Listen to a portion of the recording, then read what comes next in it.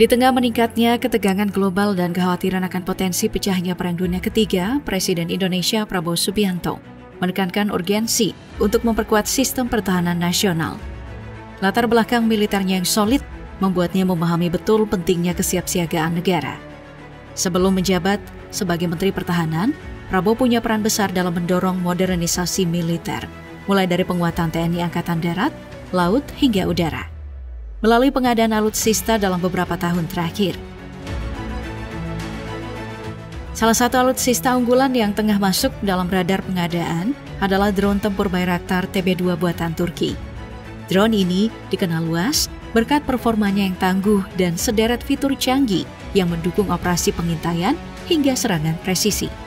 Secara fisik, Bayraktar TB2 memiliki panjang sekitar 6,5 meter dan rentang sayap mencapai 12 meter.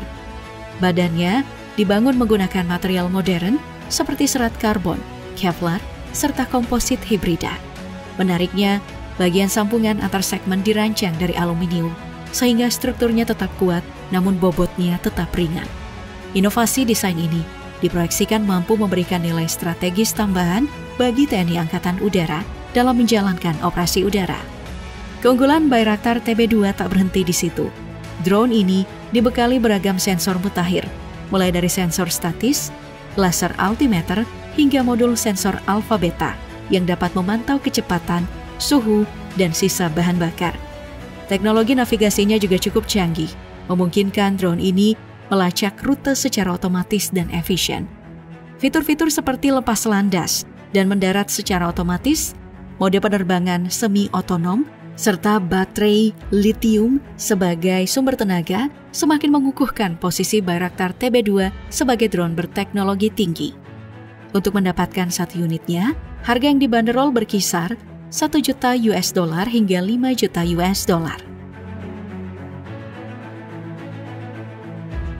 Beberapa waktu lalu, Wakil Menteri Pertahanan RI M. Herindra melakukan kunjungan kerja ke fasilitas CSG Aerospace yang berlokasi di Pardubice, Republik Ceko. Dalam kunjungan tersebut, pihak CSG Aerospace mempresentasikan berbagai teknologi pertahanan terbaru yang tengah mereka kembangkan.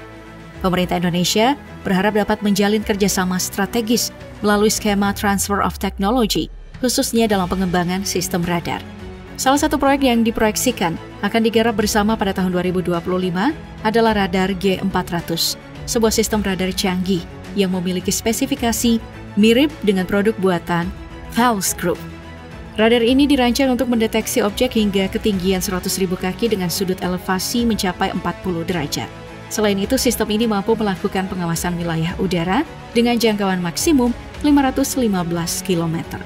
Keunggulannya semakin lengkap dengan integrasi teknologi kecerdasan buatan, serta desainnya yang mobile, memungkinkan sistem ini dipasang di atas kendaraan guna mendukung fleksibilitas operasional di lapangan. Memasuki tahun 2025, program modernisasi dan pengadaan alat utama sistem persenjataan atau alutsista kian digenjot. Fokus pembaruan tak hanya terbatas pada kekuatan darat dan laut, namun peran strategis Angkatan Udara juga diprediksi akan menjadi krusial, terutama jika sewaktu-waktu terjadi konflik mendadak. Pemerintah telah menetapkan anggaran besar untuk sektor pertahanan, yakni sebesar 165,16 triliun rupiah. Angka ini terbagi ke dalam beberapa alokasi, antara lain 53,95 triliun rupiah untuk operasional Kementerian Pertahanan, 11,17 triliun rupiah untuk markas besar TNI. Kemudian, 57 triliun dialokasikan bagi TNI Angkatan Darat, 24,75 triliun untuk TNI Angkatan Laut, dan 18,28 triliun diperuntukkan bagi TNI Angkatan Udara. Berbicara soal penguatan TNI Angkatan Udara, Kepala Staf Angkatan Udara Marsikal TNI M. Tony Harjono menyampaikan pada akhir Desember 2024 bahwa sejumlah pengadaan alutsista akan dilaksanakan pada tahun 2025. Beberapa di antaranya mencakup drone, sistem radar, pesawat angkut, serta pesawat tempur baru, yang seluruhnya ditujukan untuk meningkatkan kapabilitas udara secara menyeluruh. Selain pengoperasian T-50I, TNI Angkatan Udara juga tengah bersiap menyambut kedatangan jet tempur Rafale. Pesawat tempur generasi 4.5 yang telah menjadi tulang punggung kekuatan udara beberapa negara anggota NATO. Dirancang dengan kemampuan Omni-Role, Rafale mampu menjalankan berbagai jenis misi secara fleksibel, mulai dari penguasaan dan pertahanan wilayah udara. Lalu dukungan udara jarak dekat, serangan ke target strategis di wilayah musuh, misi pengintaian, hingga operasi anti kapal laut.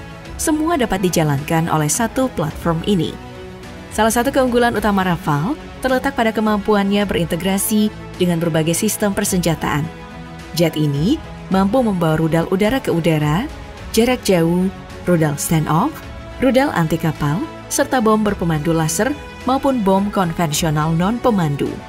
Dengan harga mencapai sekitar 125 juta dolar Amerika Serikat per unit, Rafale dijadwalkan mulai tiba di Indonesia pada tahun 2026 sebagai bagian dari langkah strategis untuk memperkuat dan memodernisasi armada udara nasional.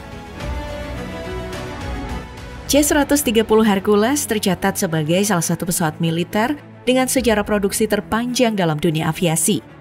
Pertama kali diproduksi pada tahun 1954, pesawat legendaris ini terus mengalami berbagai penyempurnaan, hingga lahirlah varian terbarunya, C-130J Super Hercules, yang masih aktif diproduksi hingga tahun 2024.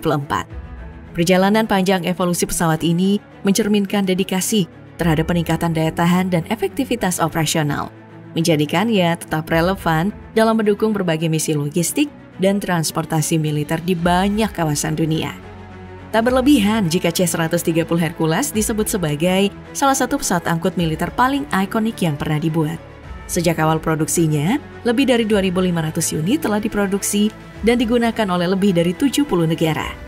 Popularitasnya tak lepas dari reputasinya sebagai platform yang tangguh, fleksibel, dan dapat diandalkan dalam berbagai kondisi operasi. Desain khusus untuk mendukung kebutuhan mobilitas militer, C-130 Hercules mampu menampung 5 awak dan hingga 92 penumpang.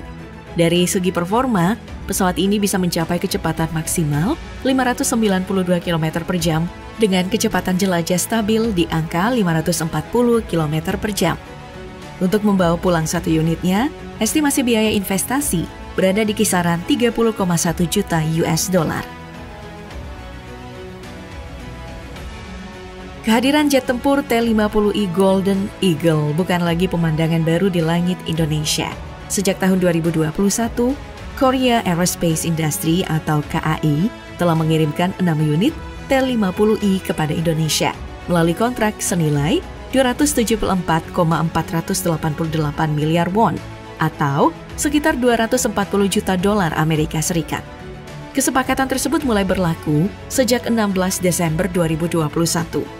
Menyambut tahun 2025, Kepala Staf TNI Angkatan Udara Marsikal TNI Muhammad Tony Harjono menyatakan bahwa TNI Angkatan Udara akan kembali menerima tambahan pesawat T-50I untuk memperkuat armada tempur nasional. T-50I Golden Eagle merupakan pesawat latih tempur generasi keempat yang memiliki peran penting sebagai lead-in fighter trainer. Jet ini dirancang untuk mempersiapkan para pilot sebelum mereka mengoperasikan pesawat tempur mutakhir seperti F-16, F-22, hingga F-35.